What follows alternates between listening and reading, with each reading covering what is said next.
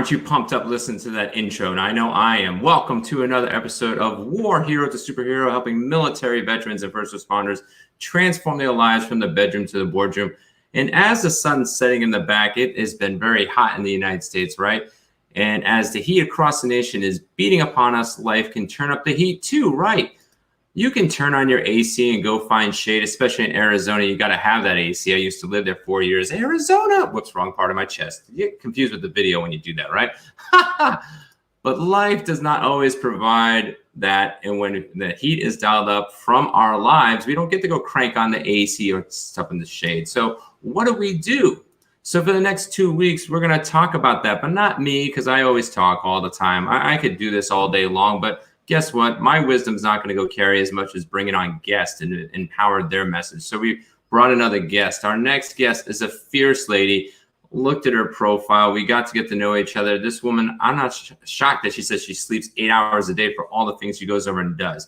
So she's going to teach us how to go over and balance life. But before bringing her in, this is the first question I'm going to ask her, and then we're going to bring her in live so you guys are ready to go over and know what we're going to be talking about. Because she's been dealing with corporate life, family, and volunteering in the military community. And that's a lot on one's plate. I'm like already exhausted talking about it.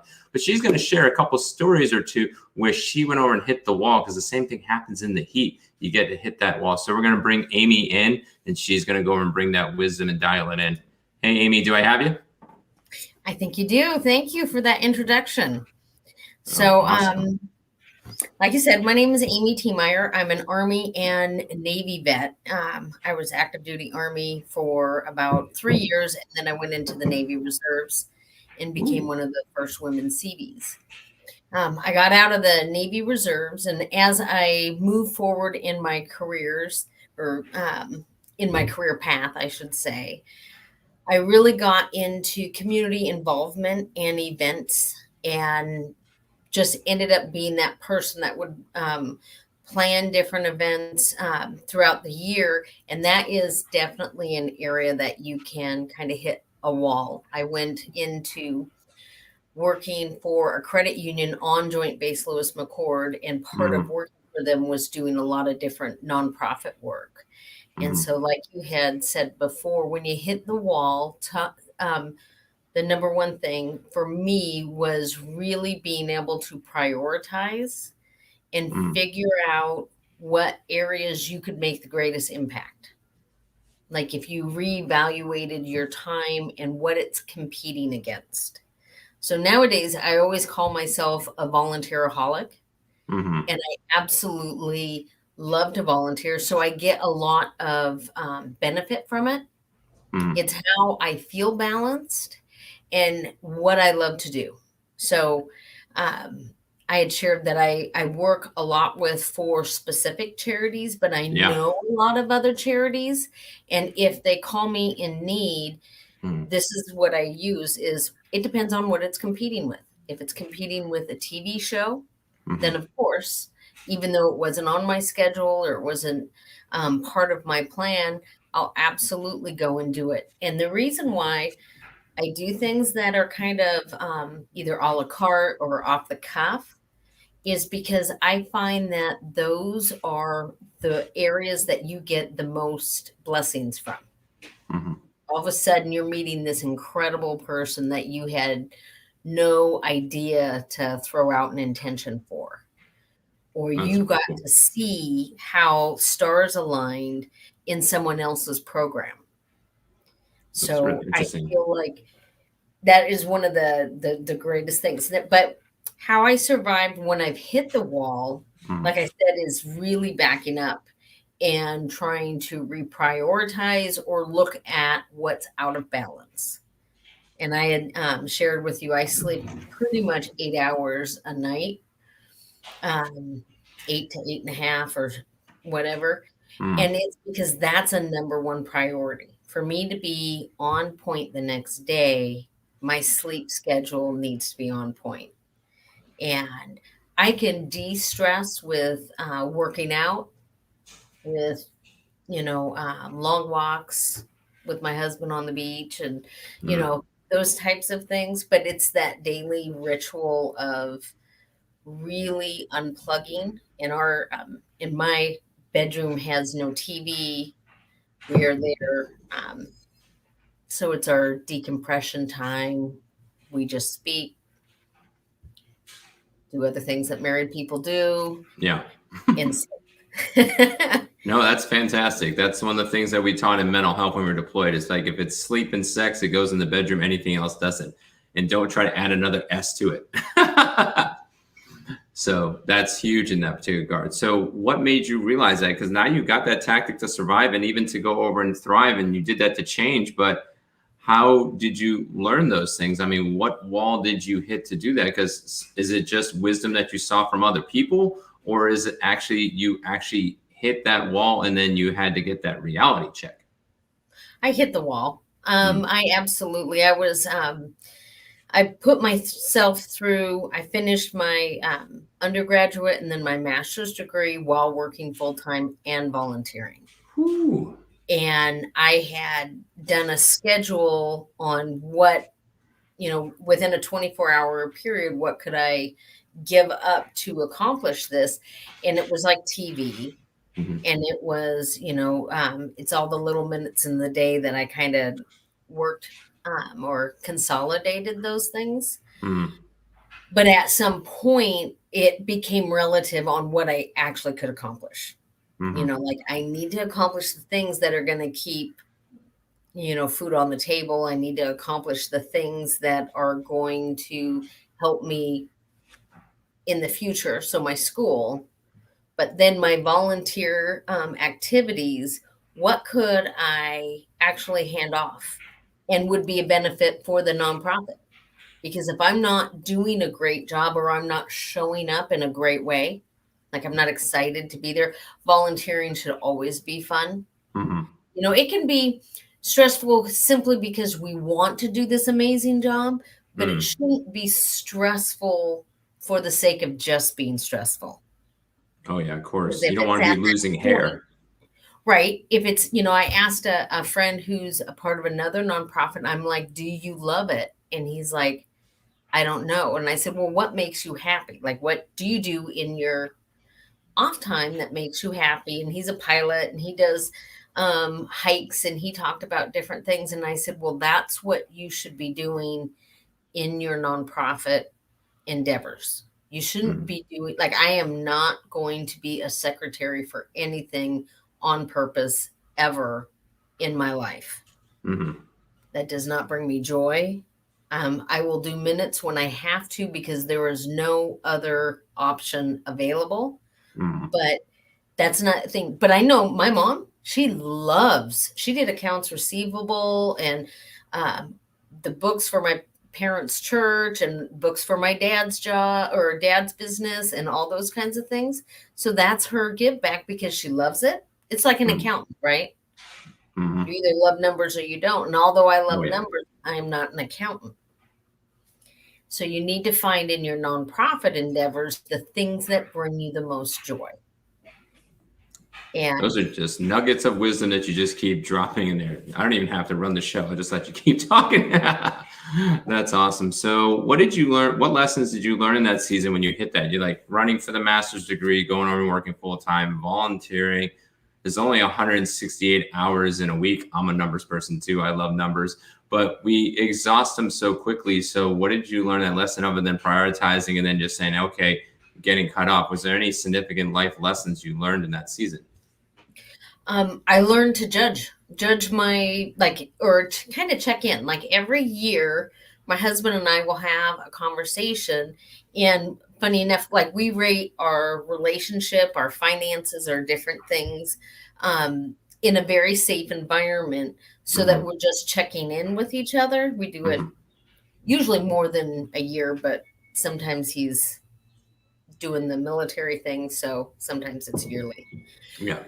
But with nonprofit, you need to do that. Are you still getting joy from it? Do you look forward to doing whatever it is that you're doing? We do once a year, who attends for Wear Blue, Run to Remember for the rock and roll, and we do it for Race for a Soldier. And we bring all sorts of weird food things because my husband and I geek out about what somebody would be surprised and happy at the end of the race. But then we just do 2 weekends a year. So it's not a huge thing, and it's cool, or it's exciting to try to plan it. Like one is in June and the other one is in September. So we do soups in September and sometimes otter pops in June. Although sometimes it's January here in Washington, so sometimes we do Yeah, soup. to say the least. I've heard it's like sweater area, like over here. It's like I heard it's getting up to the hundreds over there in the Seattle area. So That's what they say. I'm hoping they're lying, but it will be whatever it is. yeah, to say the least. So as you went over and learned those lessons, how are you equipping yourself for those future heat waves? Because we hope that they don't happen, but guess what? Just like the weather, we don't expect it to happen, but it goes over and does. So how are you prepping yourself for that future when the season gets again? And how do you avoid the stress of that future heat wave coming? Because we all get it. It's not an if, it's a when.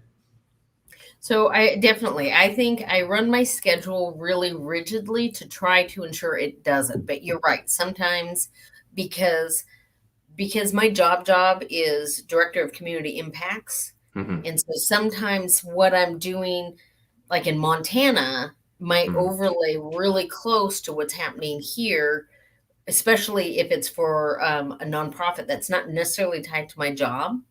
And so they can get closer than I'd like. And then it's all about communication. What is everybody expecting of me? And let me verify that what I think you're expecting of me is actually what you are.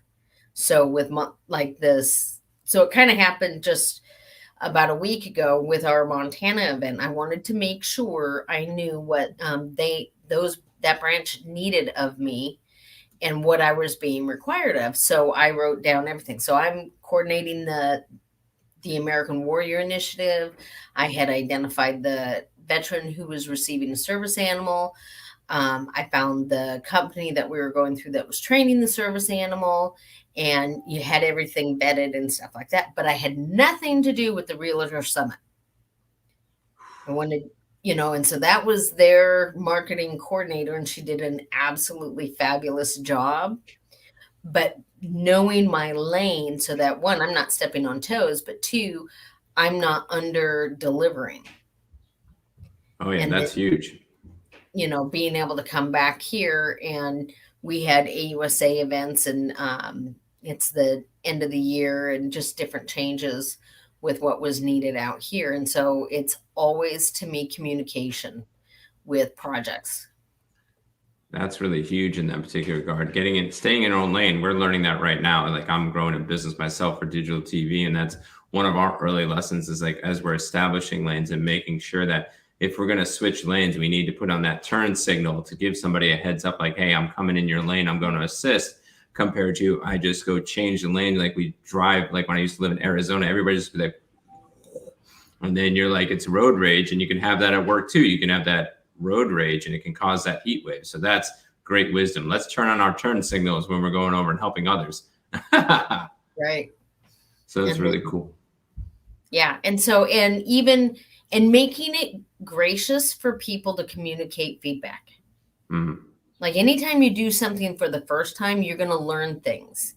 And it's not, if somebody goes, oh, I wish we had done this differently. It's remembering not to take things personally, because you don't know what you don't know. And so you want to hear that feedback so that the following year can be even better. Because the first time you do something, even if you knock it out of the ballpark, there should still be some things that, okay, note to self, maybe more water, or, whatever. That's huge. Giving a place for safe space, that after action report, and no one taking it personally, just making it better professionally. Yep. And realize, that everybody wants the same thing. Everybody wants to have an amazing event, amazing fundraiser, and we build through our relationships. So our last question before we go over and uplift these places that you're working with, because we always want to uplift our fellow war hero to superheroes, is what resources do you have in your tool belt to go over and deal with these heat waves, and then also that you can pass on to our listeners and watchers. Hopefully you're clicking the button and actually watching to go over and to equip in there. One of the things that I think, especially if you're doing a lot in the nonprofit world, and if you're coming from military service or first responder service, however you identify, is making sure that you have people in your corner. Like I do regularly see a counselor, and oftentimes if I know I'm going for a stressful environment, maybe not front loading it, but realizing that I might need to unpack from events, even when they're positive, and making sure that I have that downtime. So whether it's doing self-care like a massage or something like that, or working with a counselor, just if there's anything to unpack, so that you can continue to move forward at your best possible way. I think I had a funny day where my son ended up, I needed to watch my grandsons and have Zoom meetings. And so I have my 15-month-old grandson, and I was doing these meetings, and I didn't realize I was holding my breath until I heard this little, because he was mimicking me. And I was like, oh, that's funny. It's like being called out he had no idea he was calling me out. Mm-hmm. Apparently I'm a little stressed today. And so then I made it a point to hand him off and go for a walk that night and spend just some time relaxing. Mm-hmm.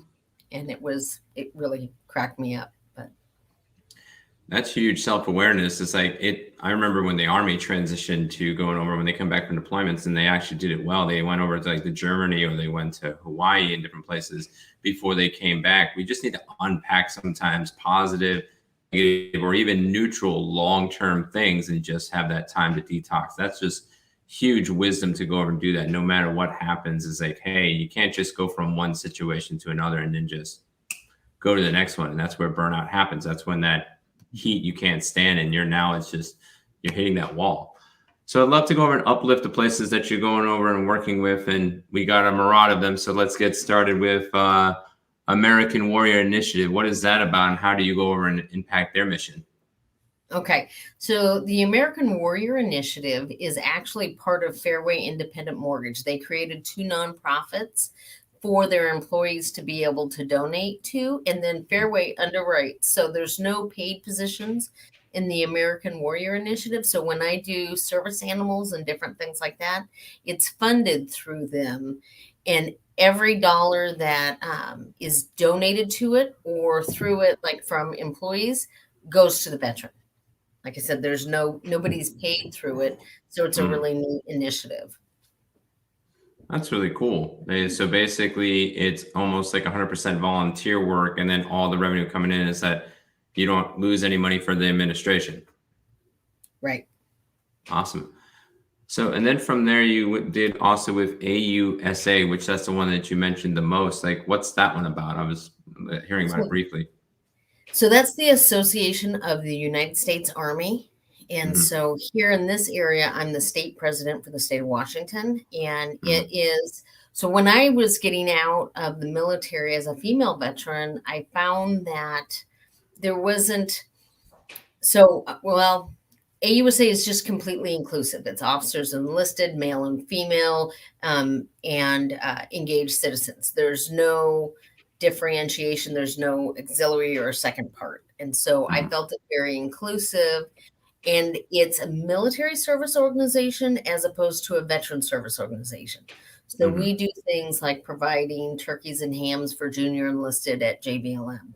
We have a program that's called Suits for Service Members, where we give 2 suits for transitioning service members.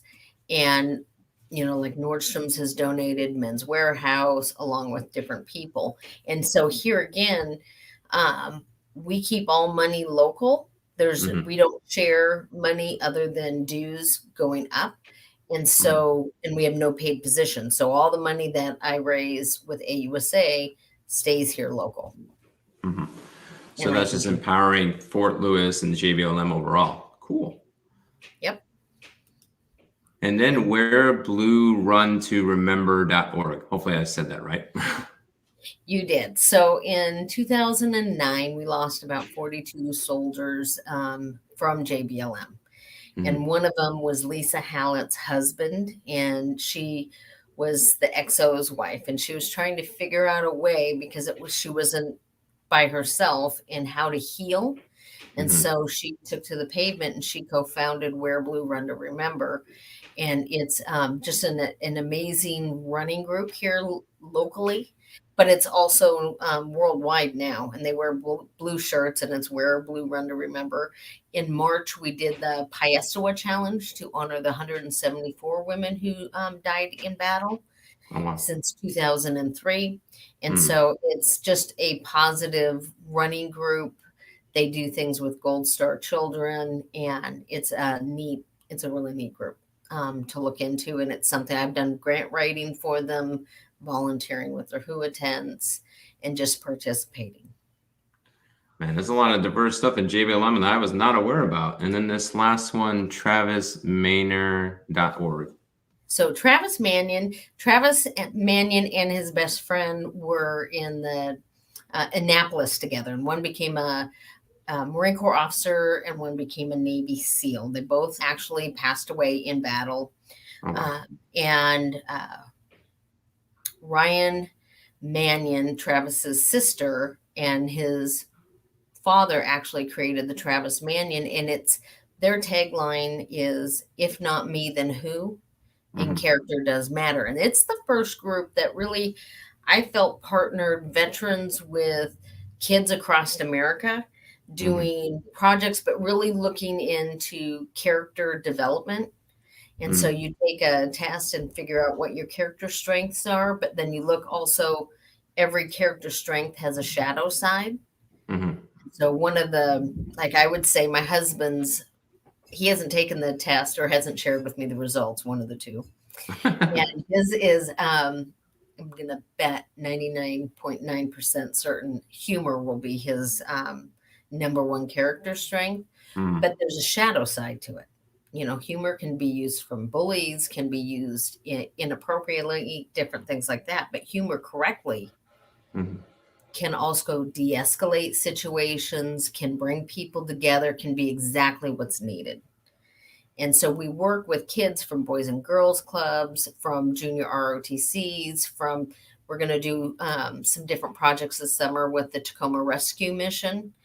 And it's talking with kids about what having a strong character means, and creating their personal ethos and their core values, basically. And so I really enjoy being a mentor with them and working with their curriculum, because it's just fabulous curriculum. Wow. So holistically, you are like the volunteer. I'm going to have to get you a volunteer award. It's fantastic in hearing about that. So I want to thank you, Amy, for going over and joining War Hero Superhero and giving us those amazing tips to escape the heat. The cool part about War Hero Superhero, we're not only just a podcast, we are a television show that is launched through Legrity Media through 15 different platforms, hitting 213 countries now. We're soft launching in early July and whatnot. And if you are watching Amy's episode and you're like, hey, I want to get her message to a bigger level, or any of the nonprofits that want to go over and empower her, all you have to do is not even donate a penny.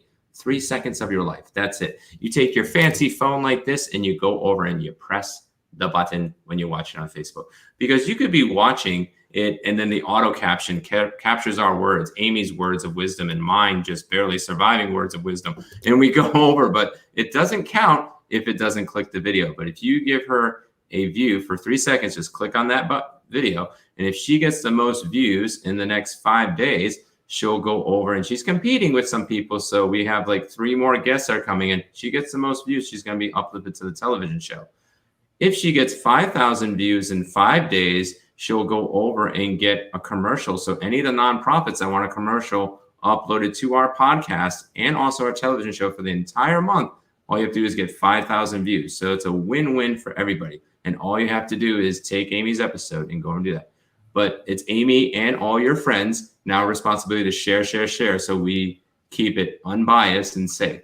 So I wanted to go over and gift that to you, Amy, and also your partners within the nonprofits. And also wanted to thank you for all the time that you dedicated in this message. And now, last parting shots, or if you want to just share like crazy and like plead for, sharing forgiveness, you can go over and do that. I'm not understanding what you just said, but volunteer, I guess, would be my call to action. And definitely reach out if you have any questions about how to volunteer. I would love to help anybody I can. Awesome. Fantastic. So we will go from there. Another episode of War Hero Superhero locked in again. 3 seconds to go over and give Amy that view, to go over and to uplift her. Again, 5,000 views gets a commercial for her. And then also the most views in 5 days. We'll go over in just 3-second review. So we want to thank you all for going over and joining. We'll catch you on another episode of War